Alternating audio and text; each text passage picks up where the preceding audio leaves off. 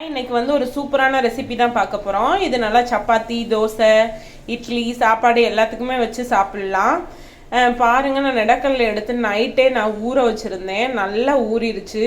இது வந்து சூப்பர் மார்க்கெட்டில் இப்போ நமக்கு ஓப்பன் பண்ணியே விற்கிறாங்க. நான் வறுத்த கடலை எடுக்கலை, இது நார்மலான கடலை தான். இது நைட் ஃபுல்லாக ஊற வச்சு எடுத்துக்கலாம். நீங்கள் அப்படி ஊற வைக்க டைம் இல்லை அப்படின்னா ஒரு 4 ஹவர்ஸ் ஆகுது ஊற வைங்க. இது தனியாக இருக்கட்டும். இப்போ ஒரு மிக்சி சாரில் ஒரு துண்டு இஞ்சி, ஒரு 4 வெள்ளைப்பூடு சேர்த்துக்கலாம். ஒரு 3 தக்காளியை நான் 2 கட் பண்ணி வச்சுருக்கேன், அதை இதோட ஆட் பண்ணிக்கலாம். அப்புறம் இது வந்து கரம் மசாலா 1 ஸ்பூன். இதில் வந்து நார்மல் குழம்பு மிளகாத்தூள் தூளும் நம்ம வரமிளகாத்தூளும் அப்புறம் கொஞ்சமாக தனியாத்தூள் இதோட ஆட் பண்ணிக்கலாம். ஒரு 1.5 ஸ்பூனுக்கு தனியாத்தூள் இருக்கும், மல்லித்தூள் தான். சேர்த்துட்டு கொஞ்சமாக ஜீரகம், ஒரு சின்ன ஸ்பூனுக்கு 1 ஸ்பூனுக்கு ஜீரகம், அப்புறம் 1 ஸ்பூனுக்கு சோம்பு. அவ்வளோதான். இப்போ இதை வந்து பேஸ்ட்டாக நம்ம அரைக்க போகிறோம்.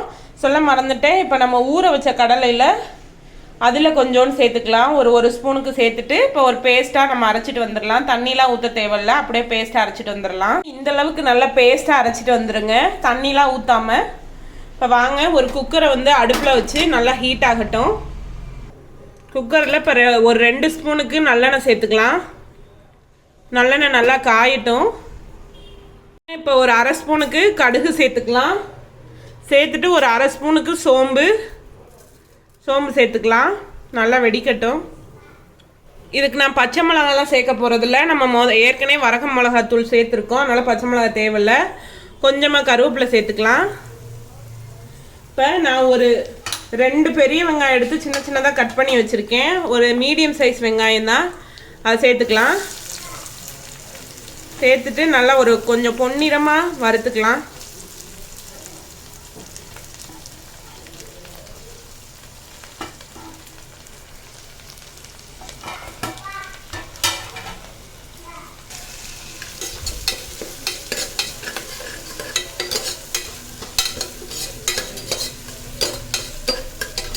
நல்லா எண்ணெயில் வேகட்டும் வெங்காயம். பாருங்கள், பொன்னிறமாக ஆயிடுச்சு. இப்போ நம்ம எடுத்து வச்சுருக்க கடலைப்பருப்பு அதோட சேர்த்துக்கலாம். கொஞ்சம் எண்ணெயில் சேர்த்து வதக்கிக்கலாம்.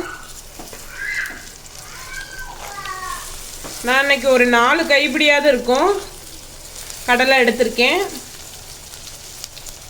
பாருங்கள், எண்ணெயில் நல்லா வதக்கி விட்டுருங்க.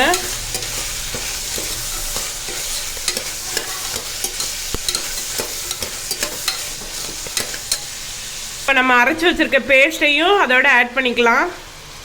உங்களுக்கு தேவையான அளவு நீங்கள் தண்ணி ஊற்றிக்கோங்க அந்த பேஸ்ட்டோட.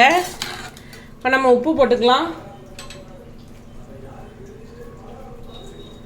ஊற்றிட்டு நமக்கு தேவையான அளவு தண்ணி ஊற்றிட்டு கொத்தமல்லி சேர்த்து ஒரு ஹை ஃப்ளேமில் 1 விசிலும் லோ ஃப்ளேமில் ஒரு 3 விசில் வச்சு எடுத்துக்கலாம். விசில் போயிருச்சு. இப்போ ஓப்பன் பண்ணி பார்க்கலாம்.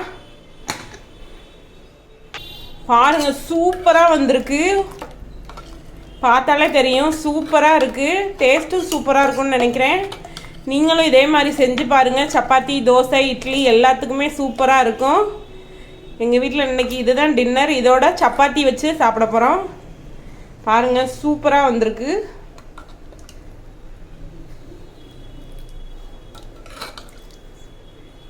நீங்களும் செஞ்சு பாருங்கள். நெக்ஸ்ட் வீடியோவில் பார்க்கலாம். பாய்.